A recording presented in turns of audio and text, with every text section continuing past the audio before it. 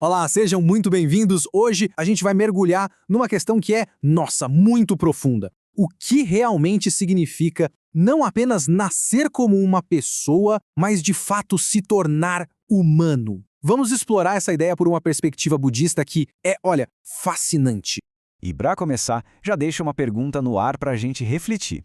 Será que só por nascer com um corpo humano, isso garante que a gente vai viver uma vida verdadeiramente humana? A resposta, talvez seja um pouco mais complexa do que a gente imagina. Ok, vamos entrar de cabeça nisso. Para a gente entender quem somos, primeiro a gente precisa dar uma olhada nos nossos, digamos, blocos de construção. O que será que nos molda de verdade? Olha que interessante o que a ciência nos diz. A nossa genética, o DNA, parece que determina só uns 30% da nossa personalidade e das nossas habilidades. Agora, os outros 70%, que é a maior parte, são moldados pelo nosso ambiente, pela nossa criação e, o que é fundamental, pelos nossos relacionamentos. E para a gente ter uma ideia do poder que esses 70% tem, vamos dar uma olhada numa história real, impressionante mesmo, que aconteceu lá na Índia.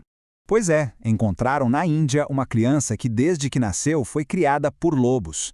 Geneticamente, era 100% humana, mas o ambiente, a criação, preencheu aqueles 70% com as características de um lobo. A criança andava de quatro, se comunicava com uivos, não desenvolveu a fala humana, em essência, não aprendeu a ser humana. Então, o ponto crucial é esse. Um ser humano pode acabar se tornando como os animais que o criam. Mas o contrário não acontece, Um animal criado por humanos, tipo um cachorro, ele nunca se torna verdadeiramente humano. Ele não começa a falar ou a andar em duas pernas. E isso nos leva a uma ideia linda que existe na língua japonesa. A palavra para humano, ningen, é formada por dois ideogramas. Nin, que quer dizer pessoa, e gen, que significa espaço entre.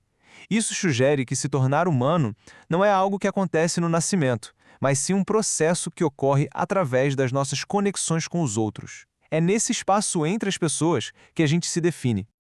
Vamos em frente, porque agora a gente vai ver como tudo isso leva a uma contradição bem interessante sobre o nosso próprio comportamento. Parem para pensar um pouco nessa frase. Um cachorro é sempre um cachorro. Ele age como um cachorro. Mas e a gente? Nós, seres humanos. A gente nem sempre age de um jeito que consideraríamos humano, não é verdade?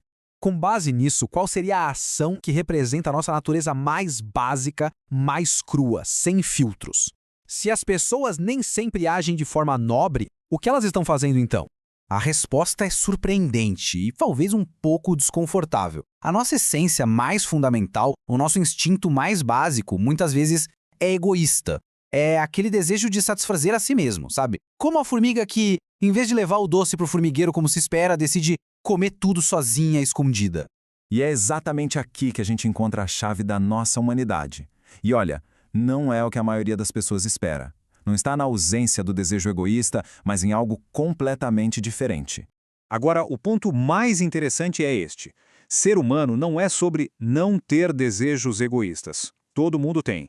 A verdadeira humanidade está na capacidade, que é única nossa, de sentir vergonha por causa desses desejos. O budismo tem uma palavra específica para esse conceito, zanki. E não é só se sentir mal, não. É uma consciência moral profunda que nos guia.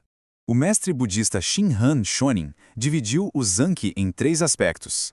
Primeiro, a responsabilidade de não errar e de não levar outras pessoas a errarem.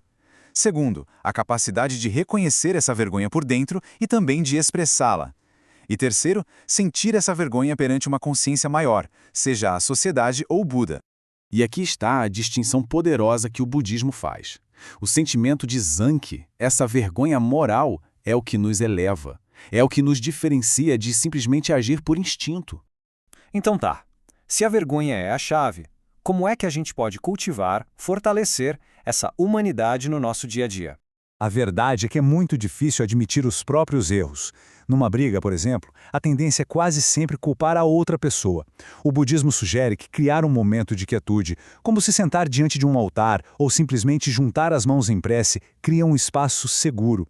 É um lugar onde podemos ser honestos com nós mesmos, enxergar nossas falhas e refletir sobre tudo, o bom, o ruim, o feliz e o triste.